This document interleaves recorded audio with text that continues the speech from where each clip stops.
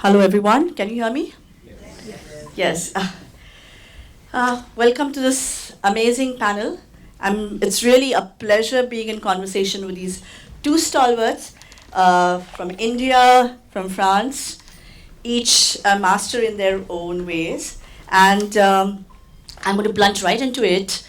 I've read your books, okay? Rather, I managed to read them. I would have stopped midway because they were so convoluted, literally, and I had to, and that's a compliment, okay? I was just wondering. I was not sure. His book played with my mind so much that I didn't know where I was going. And your book hit me so hard that I wanted to forget it. That's a compliment too. You do Yes, have yes. a choice of compliments, I must say. These are compliments, okay? Because you're writing noir, and that's what exactly I'm going to start now. I'm going to start with Jérôme. Yeah.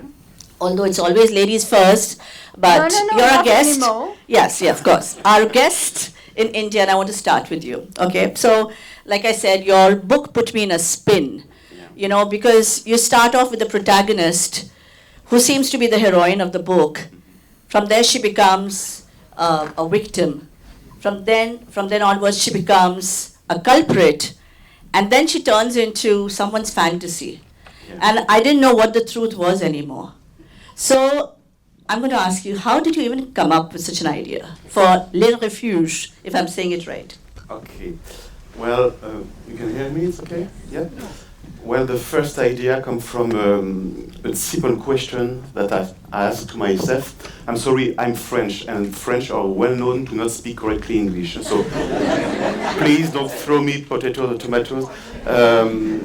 So I asked myself, because I'm a father, and when you are a parent, you have one fear, is that your child disappears. So I asked myself, how would you react if your child disappears?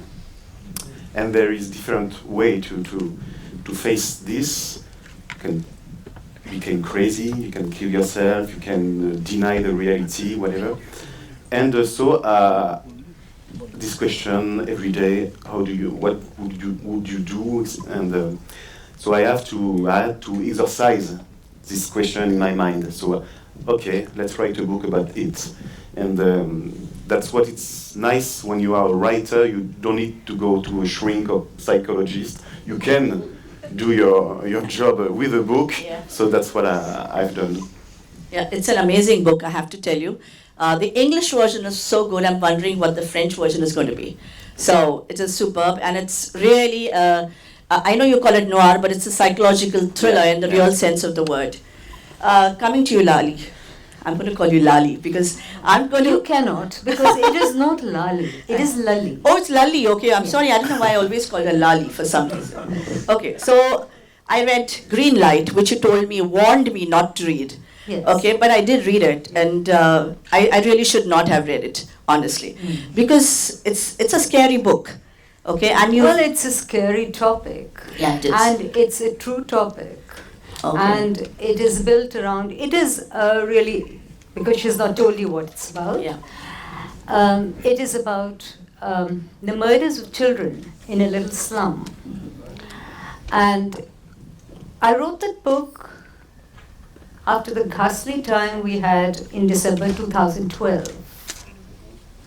After seeing the reactions of people, after viewing my own experience in the treatment of child victims of rape, which unfortunately has been pretty extensive. And I felt that I had to address a couple of things which nobody had really talked about in the book, which is, what is our reaction to violence? How do we view it? How does it change us? It is far more important for me to look at that rather than to solve a crime. But I also try to introduce in that book something which I feel is so central that I yell about it everywhere I go, which is that if rape has to stop, then men have to stand up against it. It should become recognized as a crime that emasculates a man. that makes him less than human. And unless every man in the world protests and says that this is wrong, rape will not stop. There's no use us women shouting about it. Because we need you. We need men anyway in our lives. We can't do without you. And we know what you are inside, decent and upright. And you're disgusted and shamed whenever rape takes place. Because you feel yourself tarred by that brush. So stand up and make noise about it. So, Good message. But coming to a detective, I want to know how you created her. She is so not just strong, she's dynamic. And she's brutal. So in this and book, what- she's brutal. yeah, but She never is. But in this book, she's brutal. And I quite admire her for being brutal in this book. Who wouldn't be? yeah, but how did you come up with the idea of your detective? Oh, my detective. Well, I always wanted a woman detective. And at the time when I started writing about her, I was 40. And 60 seemed such a remote place. And it seemed such a safe place to be 60. Because you were so empowered. And all the things that troubled you at 40 were long gone. Well, you know, detectives don't age. But their writers do. And now I'm 66, probably older than her. So there she is. Good. Well, coming to the question that kind of flummoxed you both when I sent it to you. I asked them, what is the USP of your novels? The famous one. Yeah, the famous word USP, and for some reason they had to look it up and call people. Except Yes. me, they asked everyone. Yeah, so what is the USP of your novels? Okay. So the famous USB. Well, it's difficult to know exactly because it's judge our work. It's difficult to know what is our own USP. But according to the readers, it's the atmosphere of the book is very important, and I didn't write a plan when I wrote a book. I just keep in my head like a movie, and I see it like a movie. And when I have the movie in my imagination, my brain, okay, I'm going to write at the computer. And I think that's what the readers say, that when they read the book, it's like a movie. They see it like a movie, very easy to imagine, to see the scene yes, the atmosphere is very important. It's like a trap, the atmosphere. You trap the readers into the atmosphere. And Dans les refuges, it's very heavy, very dark. It's the atmosphere. So, and I was very happy when I finished to write this book because I was trapped as well during 6 months while I was writing the book. And when I finished, the weight off my shoulder, it was very intense. So I was happy to finish this book. So the atmosphere, I think it's my USP. Okay. Yeah. That's good. What about yours? I don't think I have one. I don't know. There's nothing that you set out to achieve through your books? No, never. Something Because specific, some goal? every book is different. You don't know what you're writing. The book writes itself if you're lucky. And if you have to write the book yourself, you know, instead of the book writing itself, then that book is trash. It's not going to work. So then, jo hota hai hoega. But then do you really look at yourselves as noir writers? I mean, how do you define noir? Okay, that's a 1 million question. Even in France, we don't know exactly what's there is no big difference. You can write roman noir and put some polar in it and some thriller in it. I think roman noir, there is some there is some program that everybody can have during her life, like unemployment, like and in France it's roman noir. It's the atmosphere as well. It's like there is no good end or it's a dead end. It's even in the movie because there is a movie very, very famous in France, a noir movie, and every characters are trapped. We feel they're trapped, and maybe this is it. The roman noir. There is no good issue to the story. Usually they say that that the characters themselves are victims or they victimize others. There are sad endings, ambiguous endings. So what about you? How would you define noir? Well, I think it's a pose. It is a lack of energy. It is a stagnation of thought. It is a mire. The refusal to move from the mire. So it's not a good place to be. I don't think of myself as a noir writer, not at all. But as you don't know what the book is going to do, and there are situations which are, we are, as Jérôme so rightly remarked, we are trapped in. And you're writing about the trap. But to label a book as noir, or to label a genre as noir, I think is a pose. It's not natural. I know you don't look at yourself as a noir writer, but I'm going to read little small paras from both the books, just to prove that you are noir writers. Green light, I'll go with you first, okay? The air held its breath, waiting for the whale which would come presently. That whale would rip trees out by their roots, blow away the roofs. If they looked its way, the wall would gouge out their eyeballs and scorch the sockets to cinders, so that all they ever saw again was ash. That's noir enough. I don't think it's noir at all. Okay, and yours is a little simpler, okay, but I'll still read it. Yeah. From their refuge, she felt like the very landscape was traveling back through time, as if the most recent, vulgar, color photographs had ordered the island to extinguish itself and return to the black and white images from the early days. This was like the simpler ones, because, I didn't want to take out the real gougy ones. No, but this is a very good one. Yeah, it's a good one. Yeah. I remember that one. So, I understand that when you're writing noir, even if you don't, connect with the genre, you do use descriptions, atmosphere, like you said, plots, characters. So, do you actively go about making it macabre or that kind of thing? I mean, do you use? Not at all. It depends on what the situation is. What does it call for? No, the language, like this description. It is a description of a moment, Yeah. of both intense anxiety, expectation and dread, and they're waiting for the storm to break with the whale, which comes when there is a discovery of a body. So naturally, you look for the words which might, fill that space for you. So it's not a deliberate choice of the macabre. The topic itself is macabre. Only then. But I feel if you want to define noir, then you ought to look at the use of language in situations which are not macabre. And for that we have many great examples in literature.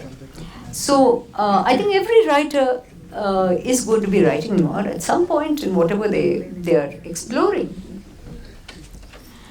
Unless you're talking about noir as a philosophy in writing. If you're going to talk about noir as a philosophy in writing, which is like what Jérôme just ably pointed out about the trap, then that's a different thing. And I think of all the books that I have written so far, the only book that carries that is Bougainvillea House, where it is a little bit like Refuge. Yeah. And it carries the permanence of the trap, right from the first sentence to the last. So yes, and it was for me, like what you just described, an extremely exhausting and frightening experience writing the book. So I actually wrote it halfway through. I started writing page 3 murders in sheer desperation. I said I had to recover my self-respect somehow and write something which is lighter and more fun. So It was more fun. yeah, page 3 murders is just froth. What about you, Jérôme? Excuse me. The question was, do you actively set out to use certain specific words or descriptions to make it noir enough?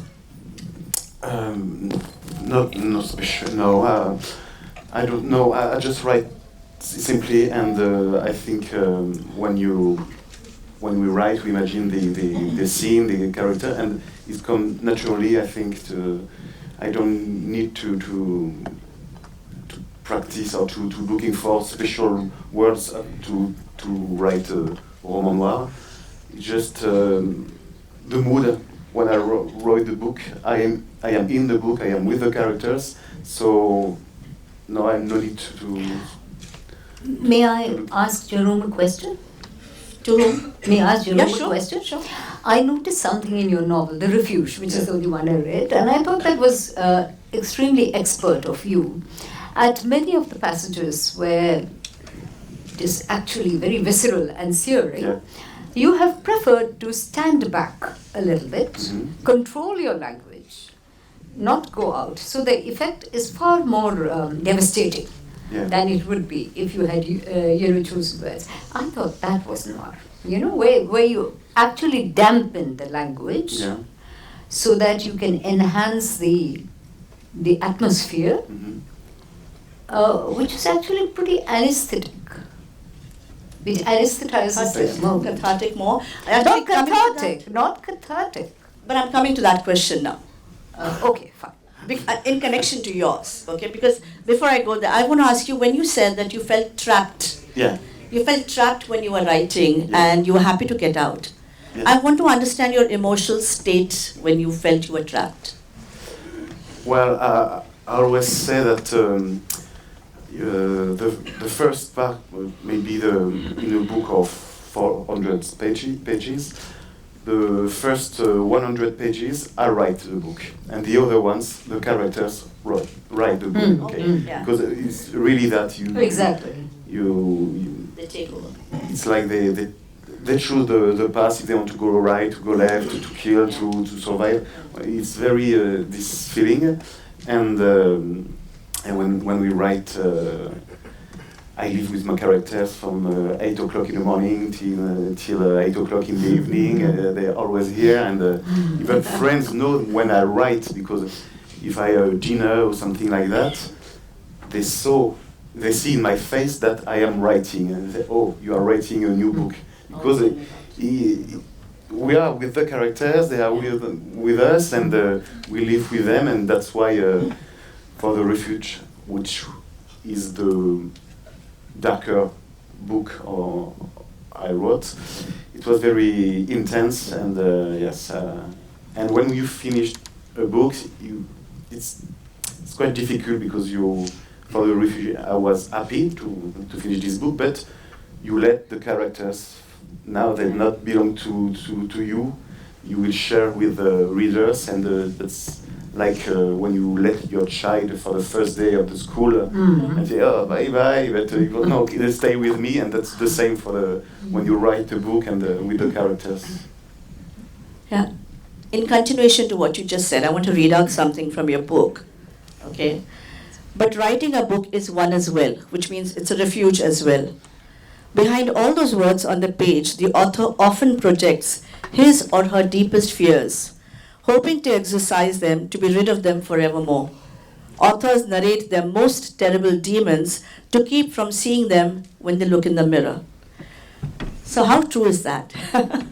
I mean, was your book your refuge? Now I'm kind of questioning your trapped state. Yeah. Call me a psychoanalyst right now, but I'm trying to figure you out. No, of course, it was the refuge of the fear of the loss of a child. The question I ask myself when I begin to write, and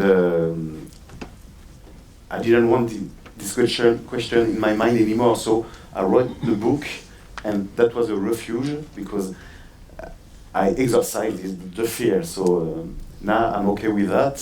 Okay. And well, that's what I call cathartic. That's what I meant. Yes, exactly. And you I think, exorcised your fears of losing your child. Yeah, exactly.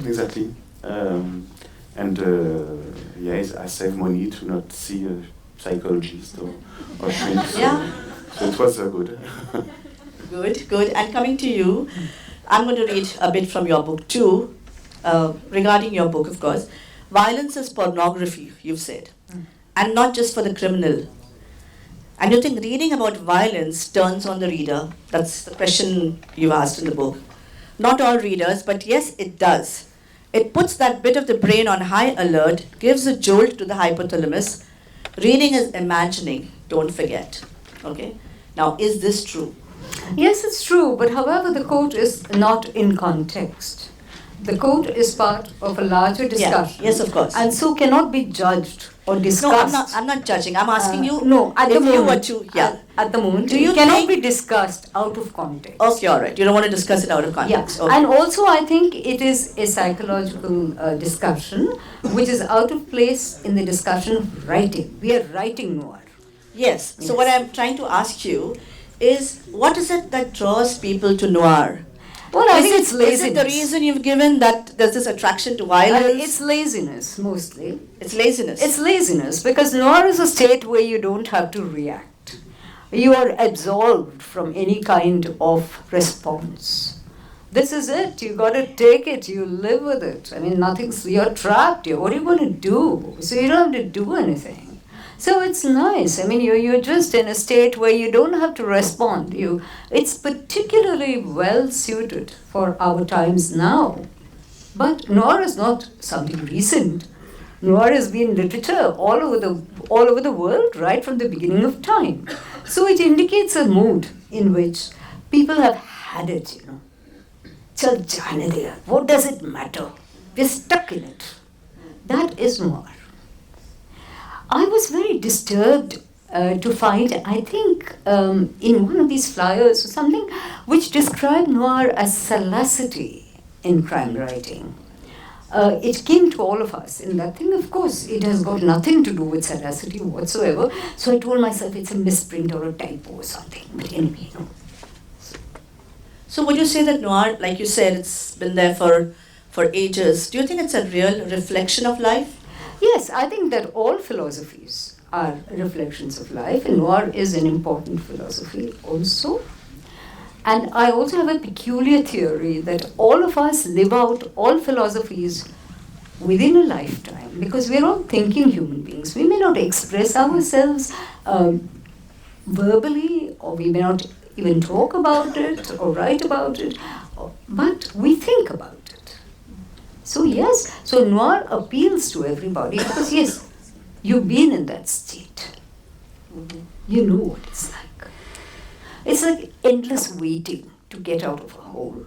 It's like what Sandrine imagines herself to be chained to that wall. For years, you lose account of time. You have that 8.8 hours, 37 minutes on the clock, but you cannot see the clock. So that is noir. 8:37. Yes. You have to read to understand the significance of 8:37. No, but you must read Jérôme. Yeah, you have to read the book. Yes, you have to read it. But, I've always thought that mystery writing really requires craft and craftiness. Craft, of course, you have to be the master of your craft. And craftiness, because you have to deceive the reader all along till you do the grand reveal in the end, whatever it is. So do you think that mystery writers have a better understanding of life and the craft and human nature than people who write in other genres? Oh, I don't know. I think we've got to observe people. That's for sure, and to I like to observe people. During a dinner or a party, I won't speak. I prefer to observe people, and I like that's why I like psychology, because it's what they are behind the door of mind, and I don't know if we know better the human being, but it's difficult to know. I don't know if we are better, but you have to observe to describe people and to describe difficulties, fear, and to use this fear to put in the book. So I don't know. I like to observe, so after, I don't know if I'm better than the other literature Not blanche. better, or, but more. Yeah, but more, Yeah, kind of more sensitive deep. about this. Yeah, sensitive, Yeah. deep. Maybe. Maybe. Okay, what about you?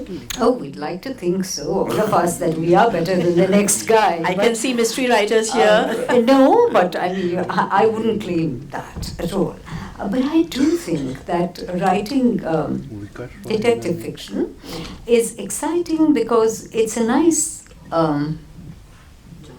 There's a little interesting structure to it that you can bring about, which you don't always get in another novel, which is also the joys of writing non-detective fiction, because you can spread yourself wherever you want. But for the writer herself, I think writing detective fiction makes you a more humble person, because you begin to realize that there but for the grace of God go I. The crime is very different from the criminal. The criminal is just a person. And I think it's very important to feel that person as quite different from the crime. So you condemn the crime, but you understand the person. I think that's important. And it's important to all of us in our lives when we meet people. So here's a chance to do that. Great. I wanted both of you, I don't know if you have your books, but it would be lovely if you can read something. Jérôme? Yeah. There is book, I don't know. No. Okay. Do you have your book? No, Maybe somebody had to go. Oh and get yes, one, someone no? can What get, maybe, I deliberately asked him to read in French because I was curious and I want to hear some French too. Yeah.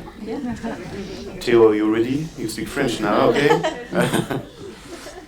Okay, I will read slowly. Sandrine, novembre 1986. Les pieds dans la merde, voilà où j'en suis. Sandrine contempla d'un air désolé ses baskets à moitié enfoncées dans un mélange de boue et de déjection bovine. Elle se souvint de les avoir enfilées le matin même, blanches et immaculées. Et maintenant, en plein milieu de ce champ dans lequel elle venait de pénétrer sans vérifier où elle mettait les pieds, elle peinait à distinguer le sigle de la marque imprimé sur les côtés. Vous comprenez, je n'ai rien entendu, rien, ils ont fait ça pendant la nuit. Sandrine observa le paysan qui, quelques mètres devant elle et intelligemment chaussé de hautes bottes en caoutchouc, désignait de son index épais le troupeau de vaches parqué derrière une clôture barbelée. « Qu'est-ce que la police a dit ?» demanda-t-elle en prenant les bêtes en photo. « Que c'était sans doute des gamins, qu'ils ont fait ça pour s'amuser. Mais comment je vais faire pour la foire ?»« La foire ? Oui, la foire aux bestiaux qui a lieu dans 8 jours, précisa-t-il avec un léger accent. Ce sont des laitières, ce serait pour la viande, j'aurais pu les vendre, quand même, moins cher, mais... Maintenant, personne n'en voudra. Passare sur la peau, qui va me dédommager? Passare sur la peau, des croix, grossièrement peintes à la bombe sur le flanc d'une dizaine de bêtes, des akens creuses, des svatiskas inclinés, des croix gammées. La journaliste sentit son poignet la brûler. Les stries sur sa peau s'enflammèrent, bien à l'abri sous son bracelet de force en cuir. Elle déglutit et chassa ce goût amer qui lui écœurait la mémoire. Lovely. What does the audience think? Okay. It's good? Those who could understand French? It sounded very nice to me. Thank you. Yeah. Kalpana, is There there... are some books there. Are So they... may I just go and see what I can get out of them? Okay, sure. Yeah. And I carry Wait, the bomb with me. I'll go get it. No, I'll get it. I'll carry the bomb with me. Don't We're trying to get hold of a book. Okay, yeah, it's there.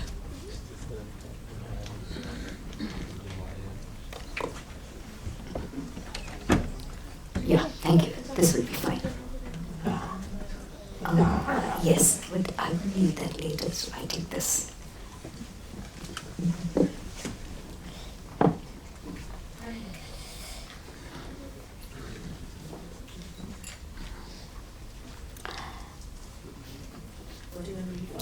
I'm going to read a story called The Sixth Pandava.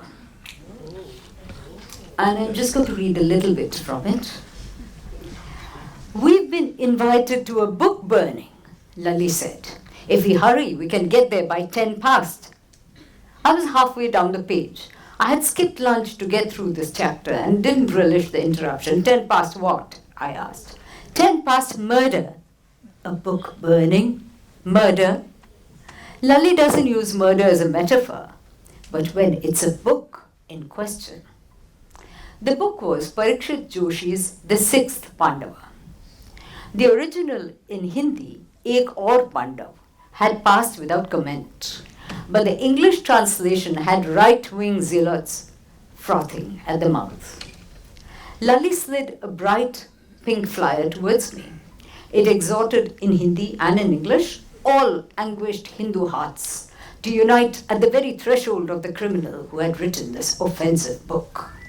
Devoted cadets had patiently gathered thousands of copies before they could corrupt the weak-minded, and at exactly 7 p.m., these books would be torched as an act of purification. Brothers and sisters, be there.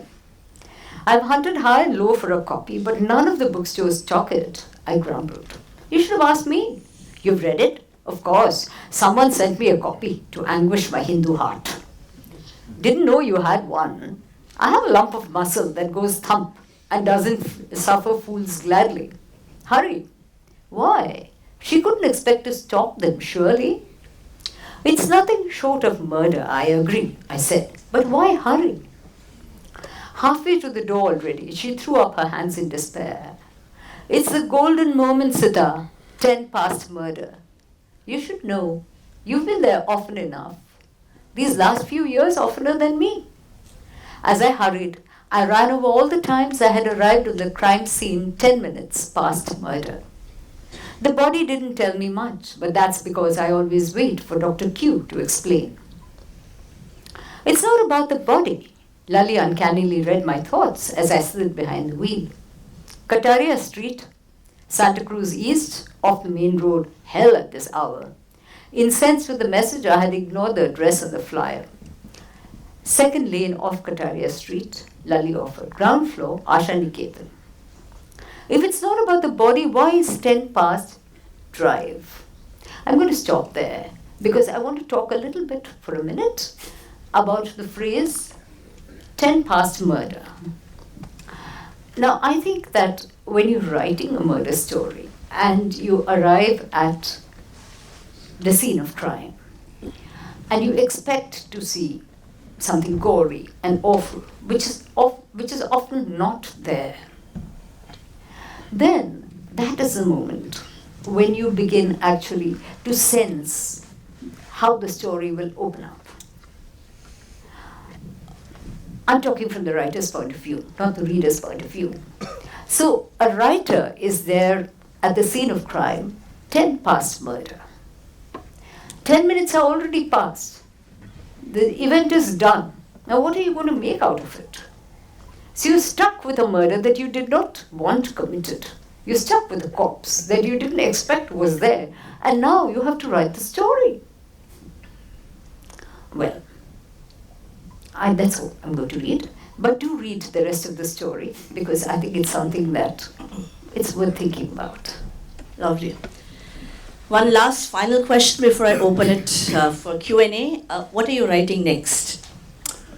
My next book will be released in France in January. Well, and it's my 7th book, it's thriller. And next, a new one. Of course, one each year. One each year, okay. And do you write parallelly or one after the other? Because sometimes some writers... One after the other. One after the other. Yeah. And how long does it take for you to write one book? Just for the writing, 6 months. 6 months. Yes, and one for imagine to see the film in my head. In your head. See the movie. Yeah. That's good. I like the way you say that. To see the movie, Yeah. it's very interesting. Yeah, what about you? What's your next book like? My most recent book actually is one which I loved writing. It's called Ragam Tanam Pallavi. And it's a book which is about Carnatic music and also not about Carnatic music. And all the cues in it are musical. So it was a challenge to write this book because I asked myself, how would somebody who doesn't read, who has never heard Carnatic music, react to this book? What's the point even writing it? But then I thought, if you can write a book about a painting, for instance, or an art theft, why not? And I was very surprised by the response I got to this book, especially from people who had never heard Carnatic music. And the response was strange because many of them explored that now that you have YouTube and you have all that's easy to. And some of them actually fell in love with the art form once they discovered it, but they looked into it.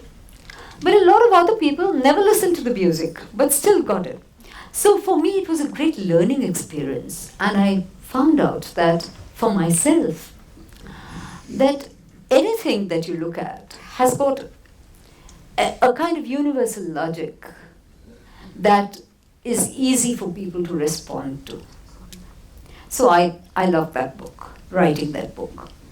But my next book, I don't know, but I would like, I mean, the book is written, but it's a book about Lali's love life. And people have been asking me about it for a very long time. So I've been saying, she's not ready to talk about it. Maybe she is. So. Oh, interesting. Very interesting. Are these books available for signing outside so that people know that you'll get them?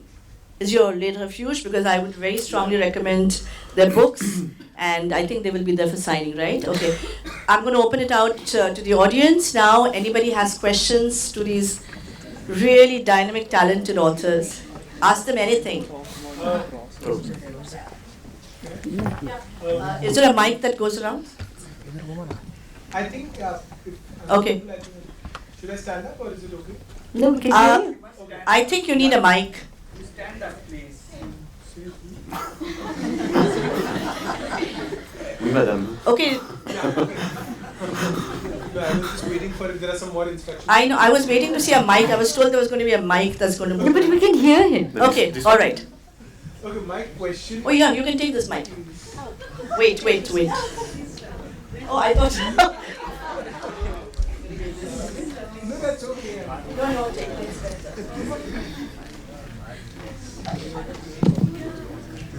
Okay, hi. Hi. Am I audible even without a mic? No, please use the mic. Okay, hi. Yeah. Thank you. Yeah, so my question is, when you write a murder mystery or stuff, has there, and you guys said that, you all get so absorbed with the characters that you start living with the characters. Okay, you've written a lot of, in fact, all three of you all have written so many books, so many stories. You've been writers for most of your lives. Have you ever written a story or a character which has deeply affected you? Like, let's say you've written a character like, like Jack the Ripper. I mean, if it was an Indian, I would have said someone like a Raman Raghav. These are ghastly, dark stories. So have you ever written a story which has actually affected you, impacted you, even long after, you finished writing the book? That's the question. Okay. If I. Yeah. Go ahead. Yeah. No. The question is exactly if I. Yeah. So have you been affected by any of your yeah, characters? No. That's why I understood. Yeah. Thank you for the question. No, because when I finish the book, it's over with the characters, with the story. It's behind me, and when maybe at the end of the writing, the idea of the next one begins to knock at the door. Okay, so I finished as soon as I've finished the book. Okay, now think about the next one. Okay, so for the refuge, of course, it was intense, but 2 or 3 days after the end of writing, okay, now think about the new characters, the next characters. So, okay, what is done? And when we have finished the book, we know that this book is not belong to us anymore. It's belong to you, and so it's like there is 2 days of grief. Grief. Yes, of course. So I am sad. Yeah. Okay, bye, farewell. But and after 3 days, okay, now the next one. Yeah. Would you like to take that one? Have you been affected by any of your characters? Yes, I would say yes. It is a book which I have written with Ishrat Syed as Kalpishratna. It's a book which is not yet published, but I would like to say, explain why I choose that.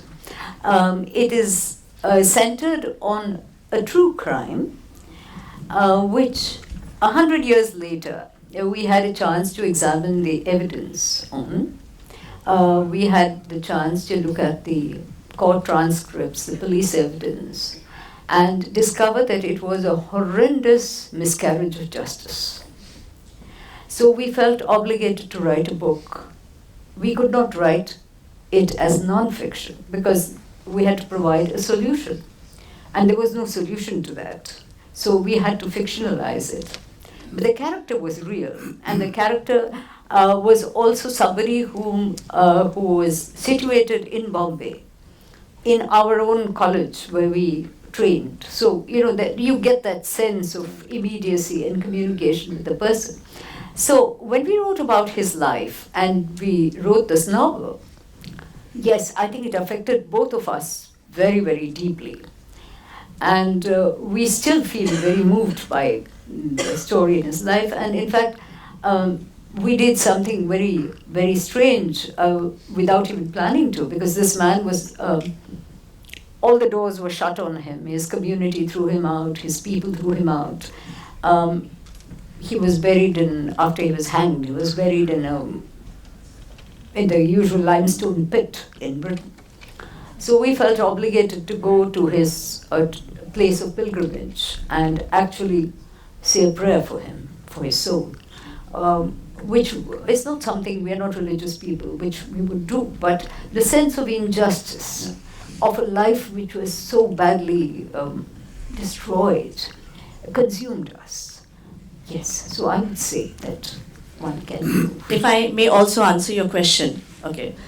So I write destination thrillers. Until then I thought I was a pretty dark destination thriller writer till I read their books.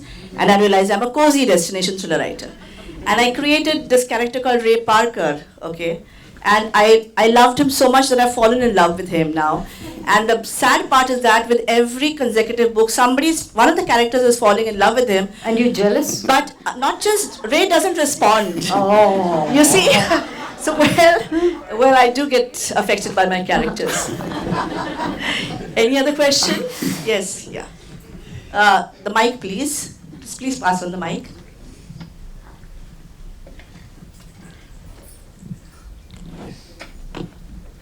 Okay, so I'm guessing the first story actually comes to you, right? Am I audible? So I'm guessing the first story really comes to you when you're writing the first story. So then you write the story, and then it either gets lost in the pages of history or you become famous, right? So for the second story, the editor wants a second story and you want the money. So you want to write a second book.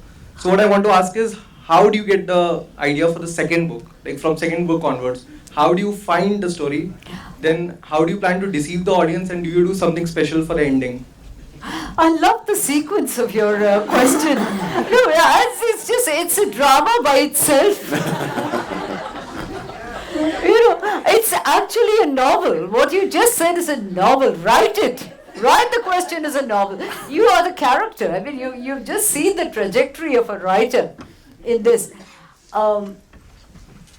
It's a kind of optimistic scenario that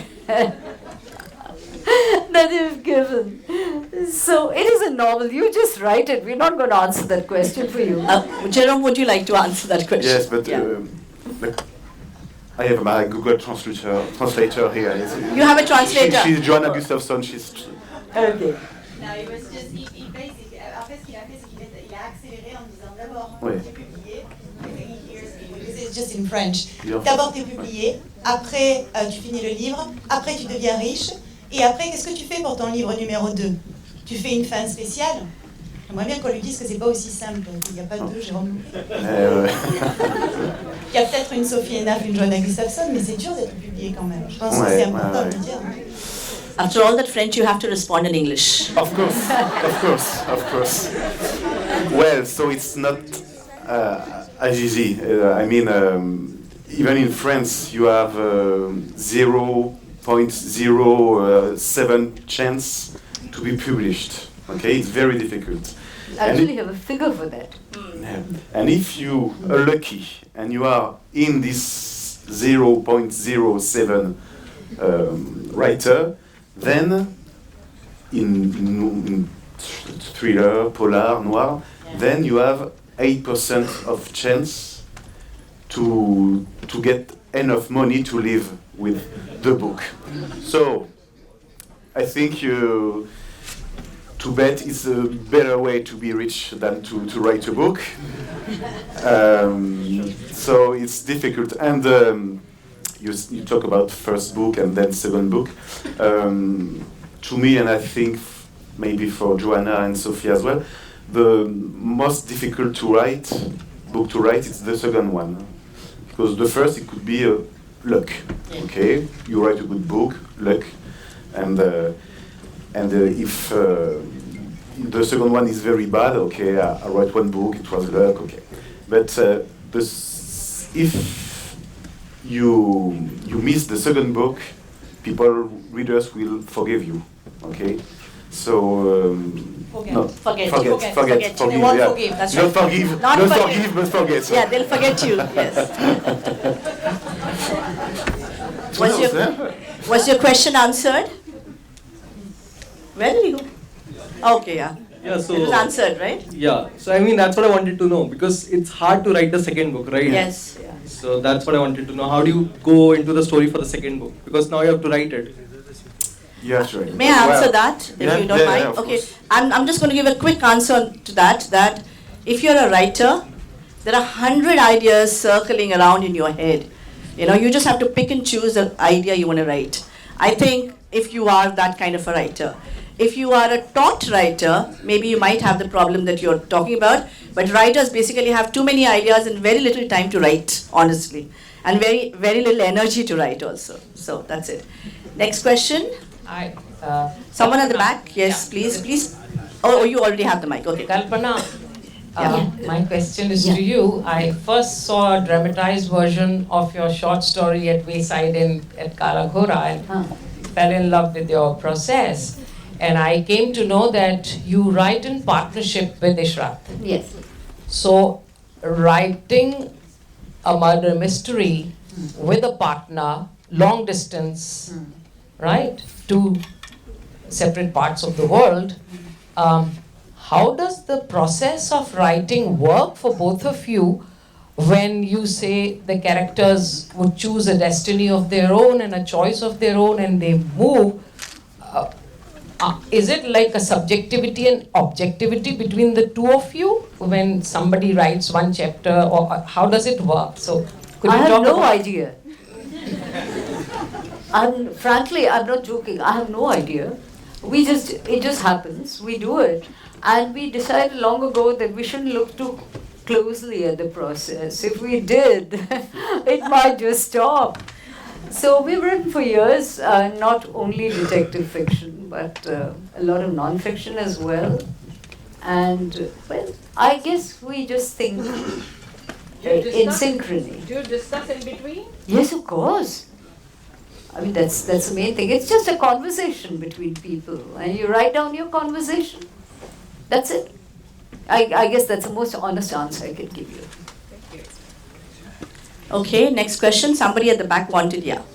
Can somebody, yeah. Hello. Yeah.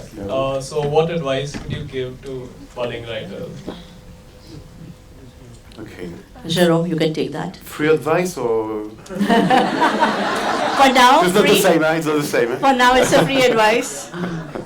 No, the best advice to me is that don't think about being published. Just write for you, and you will begin at the beginning of the book. You will write for you, then you will write for your characters, and that's it.